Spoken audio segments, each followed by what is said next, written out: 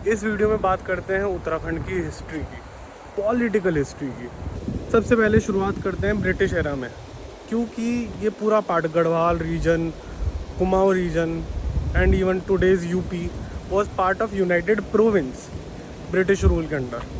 और कभी यहाँ से कोई पॉलिटिकल लीडर ऐसे उठे नहीं थे जिन्होंने सेपरेट स्टेट की डिमांड करी हो, तो naturally this became part of UP. तो जो करंट डे उत्तर प्रदेश है, हम पूरा उसका पार्ट थे। फिर थोड़े समय बाद, 10-20 साल बाद, यहाँ के पॉलिटिकल लीडर्स उठते हैं और उनको नेशनल आइडेंटिटी से फोकस जाता है कल्चरल आइडेंटिटी पे।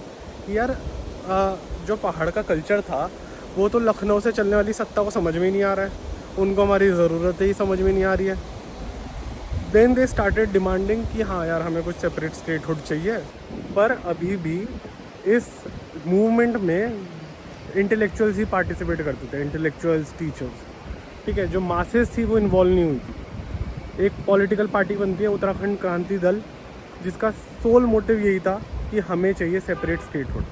फिर होता है कुछ बड़ा, 1994 में एक बिल पास होता है जिसमें बोलते हैं कि हम रिजर्वेशन देंगे प्लेन के लोगों को गवर्नमेंट जॉब्स में। अब तुम पहाड़ के लोगों की दुविधा समझो कि एक तो वो अपने अपने गांव छोड़ के नीचे शहरों की तरफ आ रहे हैं, प्लेन की तरफ जा रहे हैं नौकरियां ढूंढने।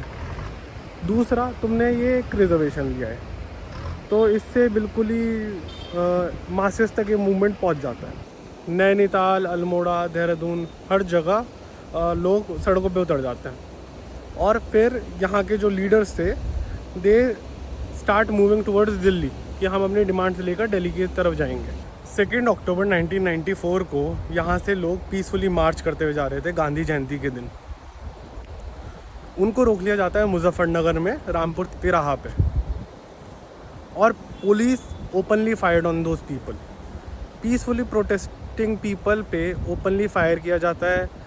Main were killed, women were raped, और जो भी था वहाँ पर एक मैसेकेयर हो जाता है। And this was done under the government of Samajwadi party and sitting chief minister Mulayam Singh Yadav.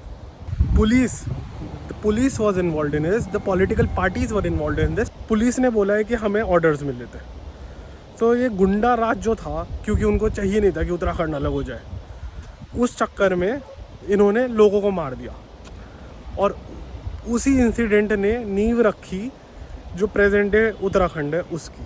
CBI inquiry भी बैठी इस चीज़ के लिए, but evidences were tampered, witnesses को धमकाया गया, किसी को सज़ा नहीं मिली इस चीज़ के लिए। इस इंसिडेंट ने क्रिएट किया मास आउटरीच। जिस चीज़ को दबाना चाहती थी उस समय की सरकार, उसने और उस चीज़ को भड़का दिया। इसमें बीजेपी और कांग्रेस को भी अपना फ़ायदा दिखा, और उन्होंने सोचा कि उन्होंने अपने मैनिफेस्टोज़ में लिखा कि हाँ, हम उत्तराखंड को एक सेपरेट स्टेटहुड देंगे। 1998 में आई अटल बिहारी वाजपेयी की गवर्नमेंट, और उन्होंने अपने मैनिफेस्टो में लिखा था कि हम उत्तराखंड को सेपरेट स्टेटहुड देंगे, और उन्होंने ये निभाया भी। नवंबर 9, 2000 में यूपी रीऑर्गेनाइजेशन एक्ट पास हुआ, और इंडिया को मिला उसका 27th state, which is Uttarakhand. At that time it was named Uttaranchal, later renamed to Uttarakhand. तो एक ऐसा स्टेट जिसको एक रिकग्निशन भी नहीं मिला था आफ्टर इंडिपेंडेंस, उसके लिए कितनी लड़ाई लड़ी है, कितने लोग लड़े हैं, कितने लीडर्स उठे थे उस टाइम पे, और कितने मारे गए। इस चीज़ का हमें एज प्रेजेंट जनरेशन रियलाइजेशन नहीं होता, but to achieve this statehood we have fought a lot, and that is the story of Uttarakhand. So remember, for this state, many people have fought and died.